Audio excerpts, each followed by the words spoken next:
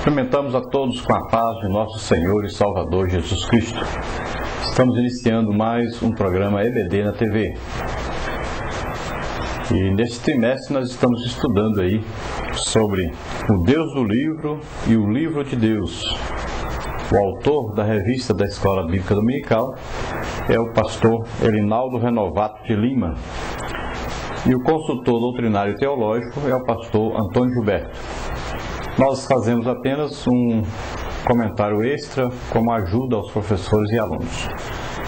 Estamos hoje na lição de número 12, a penúltima lição do trimestre, e a lição número 12 traz para nós o título A Igreja Serva da Bíblia.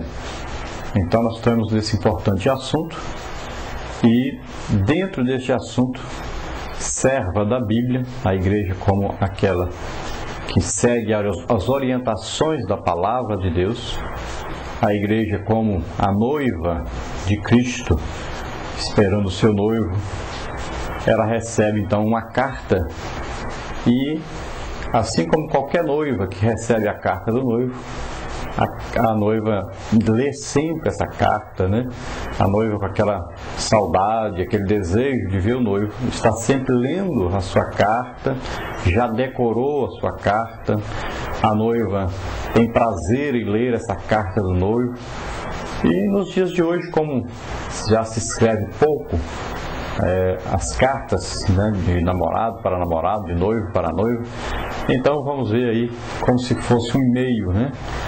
Aquela noiva que recebe o e-mail então do seu noivo e todos os dias então abre ali o e-mail e lê e relê e ama ler esse e-mail todos os dias, quer novamente estar lendo esse e-mail. Então, assim também a igreja como noiva de Cristo, ela ama a Bíblia, ela todos os dias tem prazer, assim como diz os Salmos, né? Ela tem prazer nessa lei, nessa palavra, nessa carta escrita pelo seu noivo. E todos os dias lê, medita, né, nessa carta, tem prazer de ler essa carta, está todos os dias de encontro, vem de encontro a essa carta e tem amor por essa carta, por essa palavra enviada pelo seu noivo, que é Cristo. Então assim também devemos nos comportar como noiva de Cristo na terra. Nós temos aí como texto áureo da nossa lição: Jesus respondeu e disse-lhe: se alguém me ama, guardará a minha palavra, e meu Pai o amará, e viremos para ele e faremos nele morada. João capítulo 14, versículo 23. Então Jesus diz bem claro: se alguém me ama, então o que ele vai fazer para corresponder a esse amor? Deus prova o seu amor para conosco em que ele deu a vida por nós, né? Através de Jesus Cristo, seu Filho. Então Deus provou que nos ama. Agora, se nós correspondermos a esse amor, amando também a Deus, então o que ele faz? Quando nós correspondemos a esse amor, quando nós aceitamos a Jesus como Senhor e Salvador, nós estamos correspondendo a esse amor, dando resposta a este amor dado por Deus a nós. Então, o que ele faz quando nós aceitamos a Jesus como Senhor e Salvador? O que ele faz quando nós correspondemos ao seu amor? Então ele diz aqui, bem claro: eu e o meu Pai. Então ele diz aqui bem claro: viremos e faremos morada nele, nessa pessoa que aceita Jesus como Senhor e Salvador. Então ele passa a ser morada de Deus na terra, tabernáculo de Deus na terra, né? Então a pessoa passa agora a representar Deus na terra e Deus vem morar nessa pessoa através do Espírito Santo. Nós passamos a ser morada de Deus, templo do Espírito Santo. Então nós passamos a ter em nós Deus morando em nós.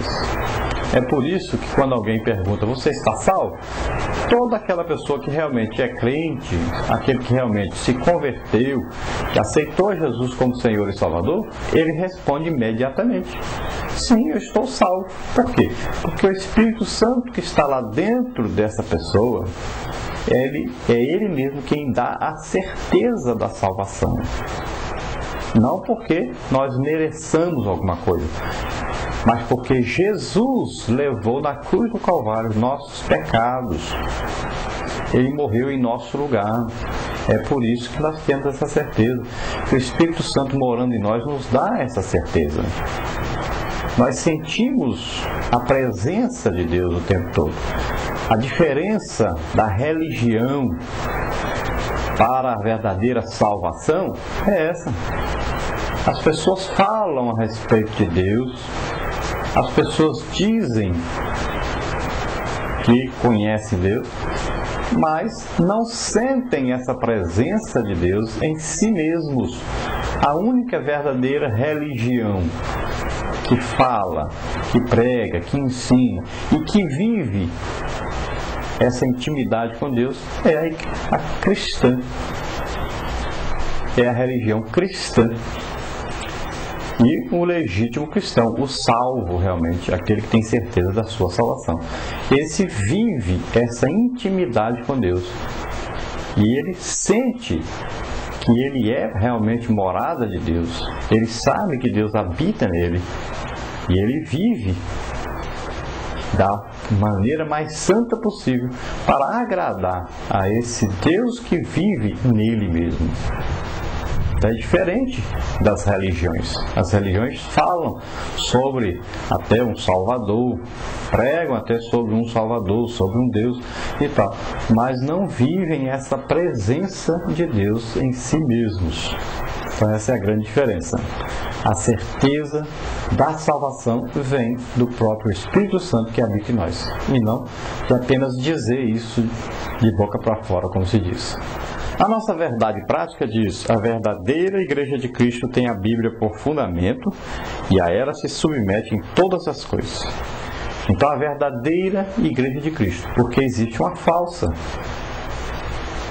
Existe uma falsa. Existe igreja com letra maiúscula e existe igreja com letra minúscula. Então existe a igreja invisível e existe a igreja visível. E a igreja verdadeira, legítima de Cristo, é aquela que se submete então à Bíblia. A Bíblia ela é tida então como única regra de fé e de vivência, né? Regra de vida. É a Bíblia quem coordena todo o trabalho da igreja, toda a intimidade da igreja com Deus. É ela que está no controle. Tudo nós vamos à Bíblia. Então, a lei e o testemunho, se eles não falarem, então não adianta mais nada. O que manda é a palavra de Deus. As religiões diversas têm a Bíblia e outros livros para que eles possam, então, obedecer ou seguir a sua religião. E escritos, e mais escritos de outras pessoas. Mas nós não. Os cristãos legítimos são aqueles que têm a Bíblia como única regra de fé e de vida, e não outros livros. Então a Bíblia para o crente legítimo é o livro dos livros.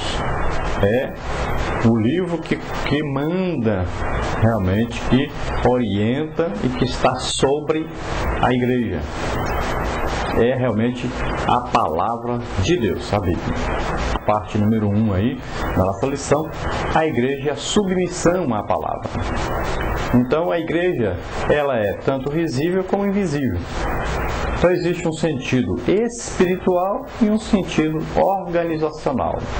Então, no sentido espiritual, a igreja é o corpo de Cristo formada por todos aqueles que aceitaram Jesus como Senhor e Salvador, que têm a certeza da salvação, são os salvos.